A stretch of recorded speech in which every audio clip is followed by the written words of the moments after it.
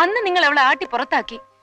Chance അന്വേഷിച്ച് മദ്രാസിൽ തെണ്ടിത്തിരിഞ്ഞ് നടന്ന കാലത്ത് നിങ്ങളെ തീറ്റിപ്പോറ്റിയത് അവളാണെന്ന് പോലും ഓർക്കാതെ സ്വന്തം കുഞ്ഞാണ് അവളുടെ വയറ്റിൽ വളരുന്നതെന്ന് അറിഞ്ഞുകൊണ്ട് തന്നെ നിങ്ങൾ അവളെ പരസ്യമായി തേവിടിച്ചെന്ന് വിളിച്ചു. പ്രതികരിക്കാൻ ശേഷിയില്ലാത്ത ഭീരുവായി അവൾ ആത്മഹത്യ ചെയ്തു. വസ്ത്രം മാറുന്ന പോലെ കാമുകിമാര് മാറുന്നത് സൂപ്പർ സ്റ്റാറിന് ഭൂഷണമായിരിക്കും.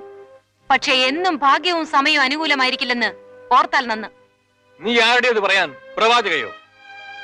ആ തെരുവ് നാടകക്കാരൻ രാജേന്ദ്രബാബു തീവണ്ടിയിൽ നിന്ന് വീണ് മരിച്ചതിന് മന്ത്രി ഭാർഗവനെ കൊന്നെന്ന് പറഞ്ഞ് നീ കുറെ ഒച്ചയും പേടൊക്കെ ഉണ്ടാക്കി.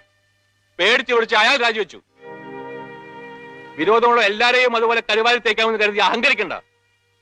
ഇന്നലെ പെയ്ത മഴയ്ക്ക് മുളച്ച തകരയ്ക്ക് അങ്ങനെ ഏറെക്കാലം പിടിച്ചു നിൽക്കാൻ ആവില്ലെന്ന് കരുതിക്കോ. നിന്നോട് പകരം ചോദിക്കാൻ എനിക്കറിയാം.